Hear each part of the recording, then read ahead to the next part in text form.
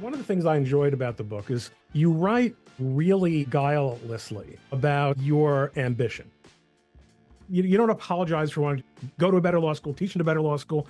You're telling it like it is. You're not being apologetic about it. I'm going to have more opportunities if I do this. When you don't come into the world with the kind of network that a lot of the people we encountered in school had, social networks and professional networks, you come up with strategies to differentiate yourself and to find openings. As you point out, you didn't ever think of yourself until you did as a con law guy. Right. As a contracts person. Contracts, well, of course, because you had been a prosecutor. What could be more logical?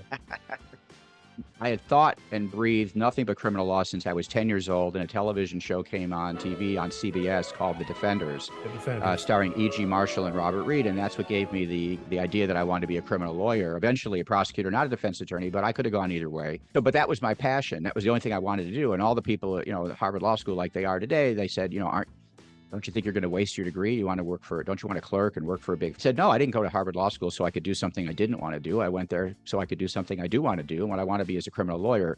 But by the time I had done that for 4 years and relished it, it was amazing. It was all consuming. I was a little bored with the subject. Frankly, I was more of a skeptic of criminal law, whereas I would prefer to teach something I'm for rather than teach something I'm against. I'm for the Constitution. I'm for contracts. I'm for freedom of contract. I had written already about the theory of criminal law. I didn't have more to say about that. Contracts was kind of a big open territory because I'd had a very left-wing contracts professor in Harvard who was also very good.